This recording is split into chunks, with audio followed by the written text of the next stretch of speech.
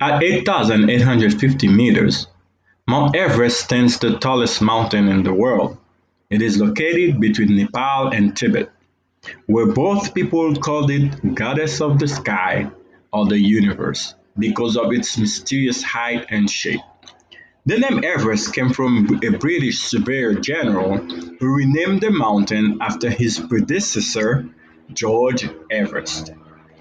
24 people had lost their lives before the first successful ascent in 1953 by Sir Edmund Hillary of New Zealand and Tenzing Norgay of Nepal. By 1996, the price per client amounted to about $65,000 with the commercialization of climbing.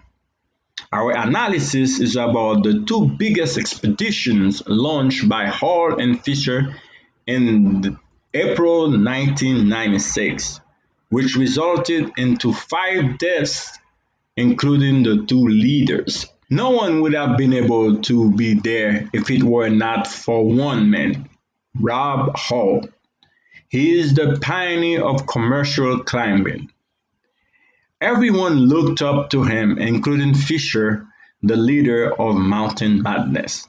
In 1990, Hall climbed all the seven highest peaks in the world, including Everest, after two failures. He had guided 39 people successfully to the summit during the next 4 years. However, in 1995, he failed to take anyone to the summit because of bad weather. Spring 1996 marked a great turning point in the commercial climbing business at Mount Everest. More than 20 expeditions were on a mission to reach the summit of Mount Everest, with only a little group made it up there, and a total of 24 people did not make it back to base camp alive. Two of the teams are being analyzed based on leadership failures and team cohesion. Adventure Consultant led by Rob Hall and Mountain Madness led by Scott Fisher. The two teams started the journey with a lot of issues, starting from the villages close to base camp. Both teams encountered rough sanitary conditions. Some of them suffered from respiratory and digestive ailments from these conditions. In addition, Fisher had to deal with an unexpected logistical issue. The team's oxygen canister delivery was delayed. Rather than planning the voyage, Fisher spent the whole time solving that issue. The amount and quality of radios within the teams was a big issue as well. Only the guides had radios. Despite of all those setbacks, every single member of the both teams made it to base camp for training. Base camp is where all the preparations are made for the last ascent to the summit. The most important thing leaders need to work on is team spirit and loyalty. However, several of the team members did not feel they could rely on their teammates during difficult times in the trip. The second preparation is acclimatization. After training, several of the members did not acclimatize, but were encouraged to continue anyways. On the day of the last ascent, which is the bid for the summit, the climbers started from base camp and go all the way to the end in a few days. Guy Carter, a guide who had climbed Everest with Hall in the past, described the problem that they had experienced on previous summit attempts. Open quote, "It's very difficult to turn someone around high on the mountain if a client sees that the summit is close and they are dead set on getting there. They are going to laugh in your face and keep going up. The beat started on May 5th and estimated to reach the summit by May 10th. On May 5th, both teams started the ascent to the summit. By nightfall, they reached Camp 1, then started to move to Camp 2 on the next day. During that day, Fisher left his team to escort one sick member, Cross, to base camp. In Hall's team, all the members made it to Camp 2. However, one member was sick, Hansen.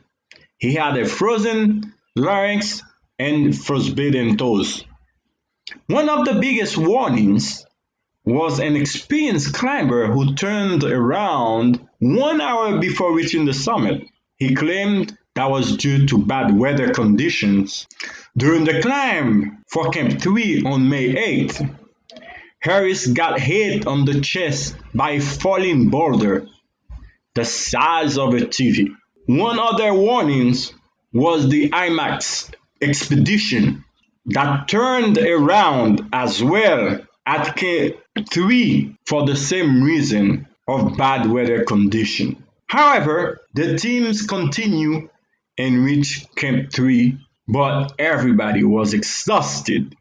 The next day on the ascent to Camp 4, upon reaching Camp 4, the wind was estimated at 60 miles per hour. The storm stopped around 8 p.m., which gave Hall and Fisher the confidence to head to the summit by midnight. They had 18 hours to go up to the summit and back to Camp 4. Otherwise, they will run out of oxygen. In the middle of the ascent, they realized that the last 500 feet were not roped. It caused a long delay for the teams to reach the summit. Some of the members turned around before Camp 4, however, the rest stayed on track. After reaching the summit, and the leaders, mostly Hall, made sure that everybody was accounted for, the descent started late on May 10th and ended the next morning with the realization that 5 of those climbers will never return to base camp. Among those climbers were Hall and Fisher. In our analysis, we will elaborate on organizational or individual cultural issues, leadership issues, group or team issues. We will evaluate the leaders and give some recommendation at the end and some course of action to be taken. I'm going to talk about the organizational or individual cultural issues. Individual cultural issues. So the team was composed of people from various backgrounds and all over the world with different goals and climbing experiences. 8 clients who the adventure consultants recruited to join the 1996 Everest expedition. None of the clients had ever completed a successful Everest ascent, nor had anyone climbed any other peak more than 8,000 meters high. Not everyone spoke English. Guide spoke Russian and only a little bit of English. Some people did not have any experiences in climbing or high altitude. Individuals from various cultures created a team with a blockage of communications and a difference in motivation. Organizational cultural issues. So that the culture that came from different backgrounds formed a vulnerable one, with no cohesion or team spirit. In short, the climbers were not in one team. I'm going to talk about the leadership issues that created in 1996 Everest climbing. Leaders were seen as a guide and not an official leader. They did not led by example, pressing past the previously stated turnaround time, focused on reputation and future profits, did not stick to the original plan, and allowed room for persuasion. Now that we've analyzed the leadership and culture issues, I will be discussing the group and team issues. So, the biggest team issue was that both groups weren't actually a team. According to Hackman, for a team to really work, the team members need to know who each other are. But both Hall's and Fisher's groups were just a bunch of strangers that had been thrown together to climb this very dangerous mountain. Everyone had their own agendas and goals that they wanted to accomplish, and there was no trust or acceptance among them.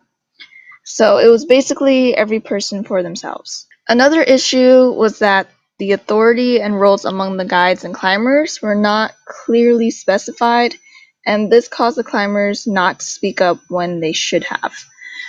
For example, the Russian guide Bukreev, he had doubts about the weather, but he didn't feel like he had the authority to say anything. So instead, he downplayed his intuitions and he kept his concerns to himself. Another example is when Fisher was clearly unwell and lagging behind everyone.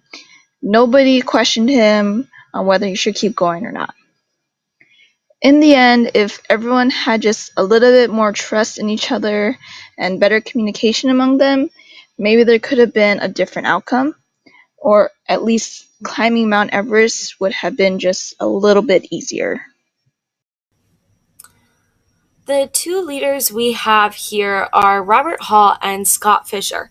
Both of them made very similar mistakes, so we recommend very similar courses of action to both of them and for any team that's looking to summit Mount Everest in the future.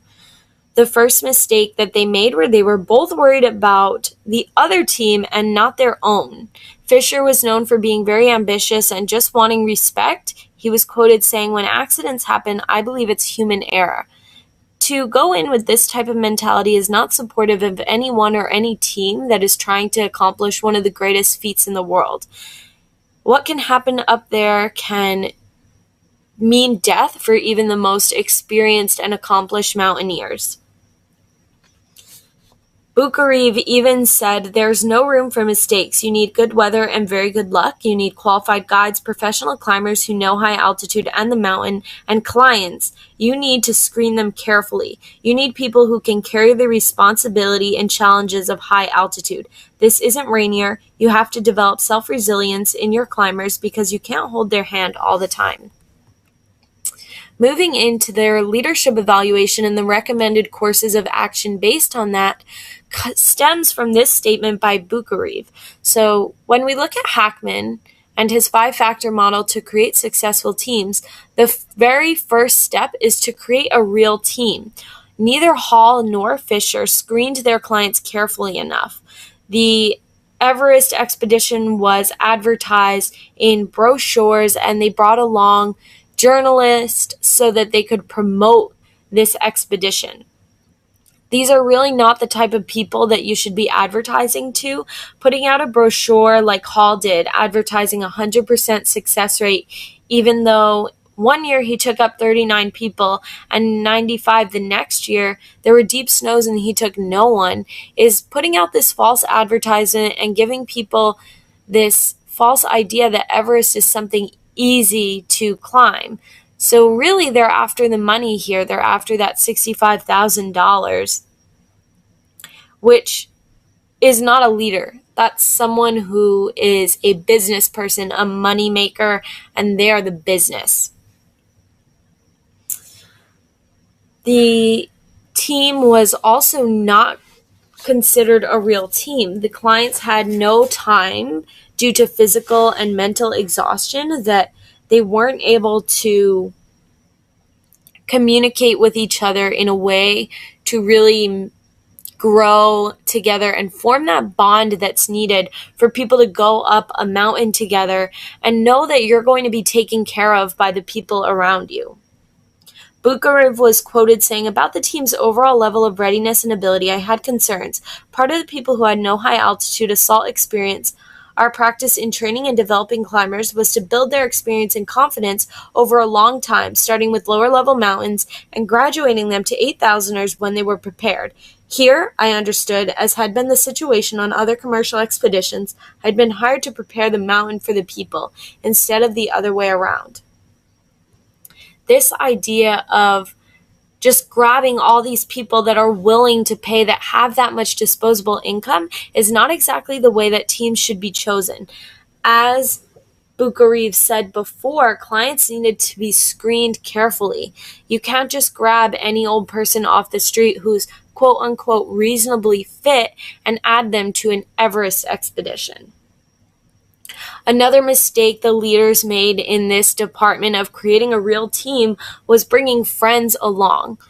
A big responsibility of leadership is to be able to make those tough decisions, and neither Hall nor Cruz could make them. Neither Hall nor Fisher could make them. Fisher was bringing up his friend Cruz because Cruz was paying for most of the funding, even though he had a history of becoming sick at high altitudes. And Hall also brought up one of his friends who should not have been going, and at certain points shouldn't have been allowed to continue, but because he had been so close before, he felt like he needed to go back and try again.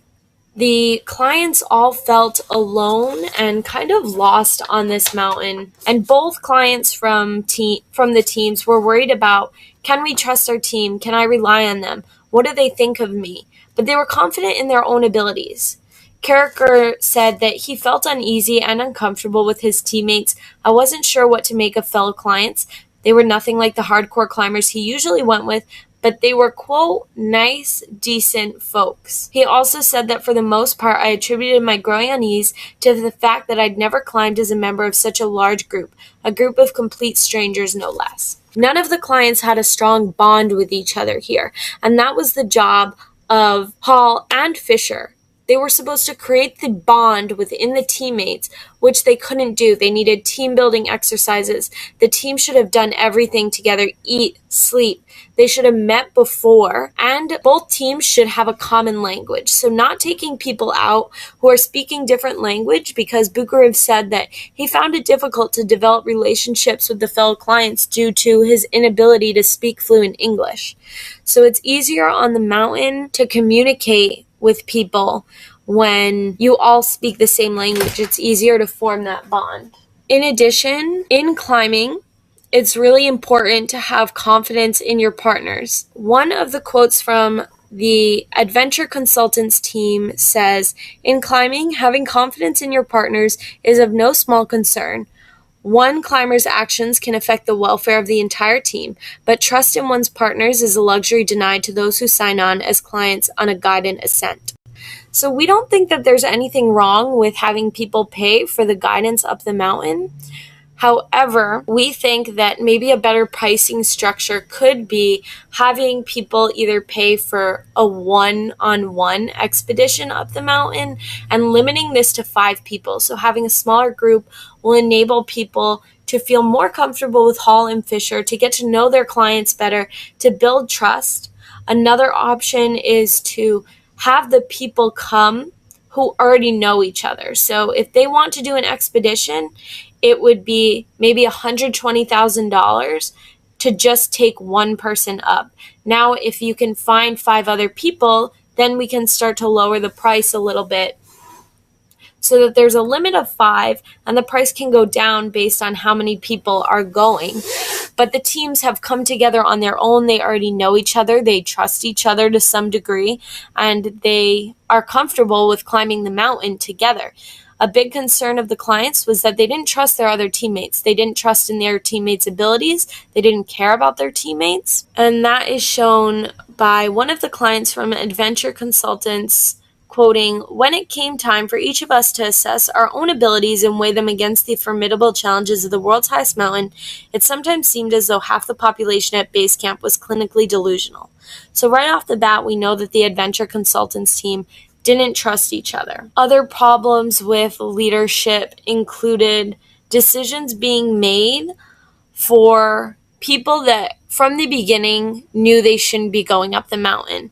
Schuing was a very old client of Fisher's, and he couldn't complete the acclimatization exercise, so Fisher took him out again afterwards, which made Bukharov concerned for Fisher because he was already worn out from his logistical problems, and now he's getting more worn out by completing 2 acclimatization exercises when Fisher needed to be ready for the other leaders. So these leaders, Hall and Fisher, needed to be able to make decisions that might hurt one client but will be for the benefit of the team. And they weren't able to do that. They weren't able to make those tough decisions. When it comes to setting a compelling direction, I don't think it was a big problem in this situation.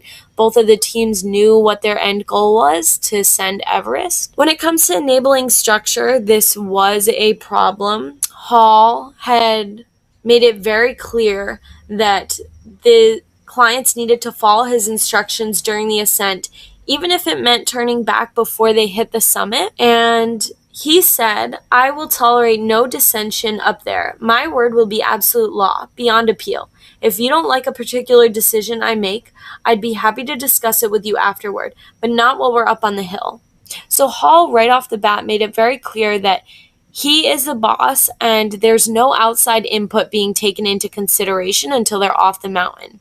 This was very dangerous and ultimately resulted in not only the death of Hall, but the death of clients and in the death of Fisher. Both Hall and Fisher were unwilling to take advice and insight from different perspectives. They didn't value diversity. They didn't take into account the importance of someone else's point of view. Had they done this, then many of the deaths up there could have been avoided because many of them would have been turned around before they reached the summit, and people would have been able to speak about what they felt in their gut. Many people said they had a gut feeling that something was wrong and they shouldn't be up there. Another problem when it came to supportive context, besides not being able to communicate with the leaders and being scared to talk to them, there were very few radios taken up. Radios were something that were a cheap tool, a relatively cheap tool that could have made all the difference, because even though you plan to have someone as a front, a middle, and a sweep, that doesn't always work out, as we saw on the Mountain Madness team. Fisher had been stuck. He fell behind. He couldn't communicate with the front, and no one could, essentially, on his team. If everyone had a radio, there could have been more communication. You can easily talk to people, and they don't weigh a lot, and they are relatively cheap, so everyone should have had them on both teams. Another problem is that along with this, creating a real team and being able to make tough decisions, when Cruz, Fisher's friend, became ill, Fisher took him back, and he said he did this because he was his friend. But these decisions can't be made when it's sacrificing the well-being of the other teammates. Also, Hansen experienced a frozen larynx and frostbitten toes, but he had put too much into the mountain to quit without giving it everything he's had. So it was known that he may die on this mountain, and Hall should have turned him back before even making the final summit push, but he didn't. He felt bad for him. So neither of them really were able. Finally, the last piece of Hackman's 5-factor model involved expert coaching, and this is something that neither Rob or Fisher took into consideration, because along with not giving the clients enough screening, which there definitely should be more of in future expeditions, expert coaches need to be hired as well. So Hall hired Grom, who had climbed Everest without supplemental oxygen, and Harris, who had never even climbed Mount Everest. Neither of the people were known for their coaching or leadership skills, and Harris had never even climbed the mountain, so it was his first time. And if I was someone who is attempting to summit Mount Everest, one of the biggest challenges this world has to offer, I would want someone who has at least done it once.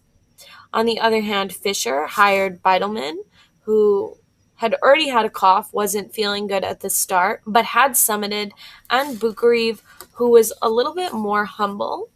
But the problem with Fisher is his supportive context within his coaching realm was not strong. His other leaders did not feel like they could speak up against him, and Bugarev was quoted saying, "I wanted very much for my feelings to be heard, but it had become increasingly clear to me that Fisher didn't look upon my advice the same way he did Hall's. My voice wasn't as authoritative as I would have liked, so I tried not to be argumentative, choosing instead to downplay my intuitions." This is a problem because when people aren't speaking their concerns and they feel like they're not able to bring those concerns up, they won't be listened to or heard, then they don't bring it up, and many of the mistakes that could have been avoided during this expedition were just due to people not being able to speak up and speak their mind. Other mistakes Fisher made revolving around Hackman's 5-factor model was, again, the ability to make tough decisions. When crews became ill, Fisher took him back down the mountain because he was his friend. In addition, Hall was making the same type of choices. He allowed Weathers to continue from Camp 4 to the summit after he went blind in one eye and he lost all depth perception because the boundaries weren't set. These coaches weren't able to make the hard decisions that they needed to be able to make.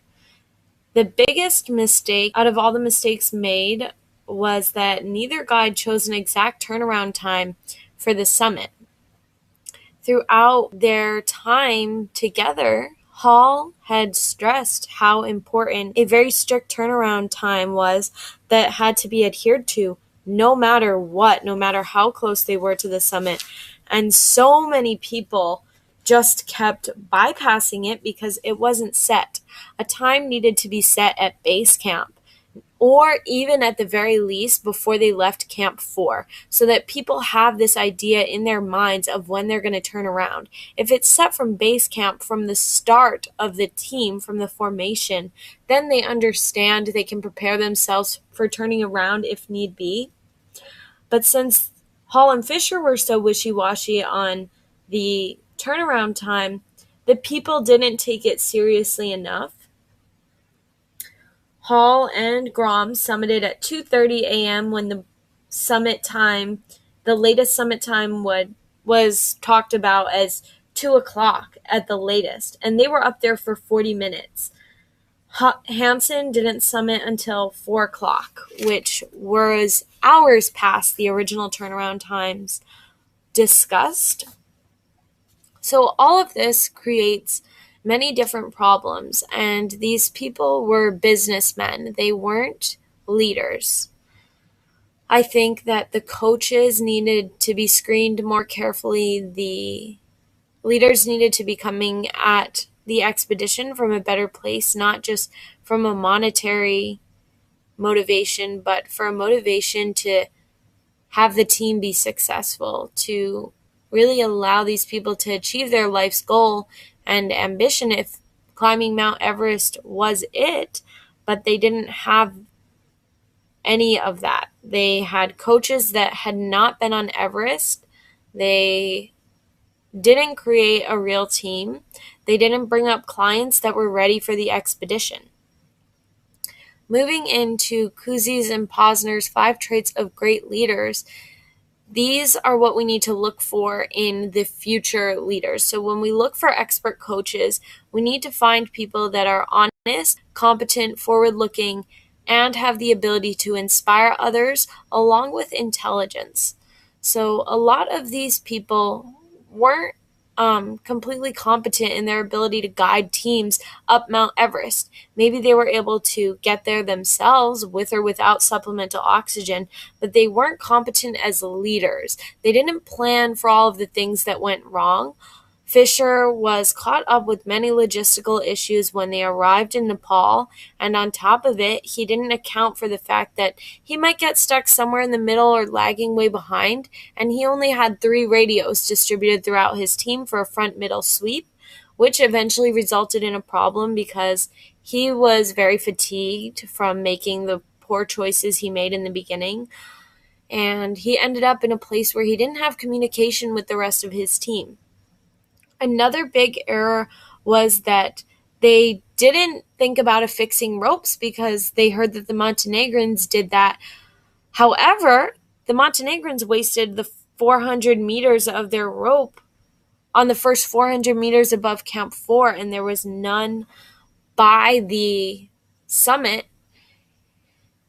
The safety procedures that Hall had set out required all the clients to wait for the guides before proceeding beyond the balcony, which is at 8,500 meters, so Carricker couldn't affix the rope even though he was at the top. This is another situation where they needed to be a bit more flexible. They needed to have the ability to be honest and be communicating, willing to take advice from their team, because people were waiting up there for almost an hour or longer so that they could continue on. And it was just a big time waste. People were standing there in the cold, unable to move, because Hall was refusing to be questioned, refusing to take input from the other team members. And that brings us into the difference between a manager and a leader. So a leader brings people together. They inspire them to accomplish a common goal, whereas a manager will just manage the resources. So manage the oxygen, manage the people that make it up, manage how they're going to do it, which is kind of what Hall and Fisher did. They were just worried about making it up, collecting their $65,000 and making it down, deciding what they were going to do with that money. They didn't actually really care enough about the people up there to take input from them. They didn't trust any of their clients, even though several of them had climbed 6 of the 7 summits, more than any of the coaches in some cases. So from all of these leadership evaluations and points, we will now discuss more in detail each leader and then specifically recommended courses of action. Thanks, Serena. Let's keep looking at this. So looking at the leadership evaluations, jump right into Rob Hall. Rob Hall had characteristics of a good leader. He was trustworthy, ambitious, caring, and straightforward. Additionally, if you look at his leadership style, he had a very coaching style leadership, which was paternalistic in nature. He was willing to bring almost anybody up to the mountain that seemed like he was willing to pay him. He bragged as if he could get anybody up the mountain, and that was kind of his motto. Lastly, for his leadership evaluation, if you look at the 5 conflict handling styles, he said he's low concern for self and high concern for others. That's why he was willing to take these unsatisfactory, underprepared teams up in this mountain, because he would care for them and bring them up there and hand carry them. Jumping over to Scott Fisher, with his characteristics that were good, he was competent, independent, and dependable. Looking at his leadership style, it's the same kind of coaching style leadership, but definitely a lot more laissez-faire. His standard for bringing clients up to the mountain was a lot higher. He wasn't unwilling to take someone that he didn't trust up there himself to build that team. And looking at his 5 conflict handling styles, we said he had high concern for self and high concern for others. That's why he had that standards set for people coming up to the mountain, is because he wanted to worry about everybody. Jumping into the recommended course of action into Rob Hall. Hackman said that coaching is about building teamwork, not doing the teamwork. And that was one of Hall's downfalls. We recommend that he sets that higher standard for his team members before he go up the mountain. Make sure everyone's trained, and teams can evolve.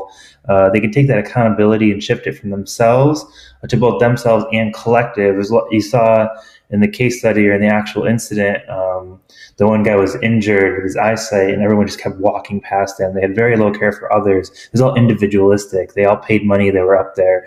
They wanted to get the most out of their situation, expecting Hall to take care of them. The second recommended course of action was be careful of your biases.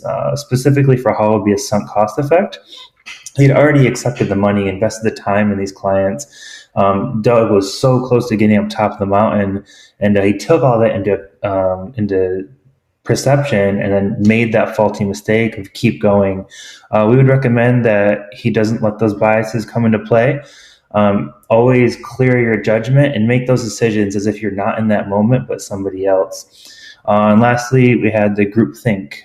You feel the high pressure to conform and agree and unwilling to see realistic alternate views.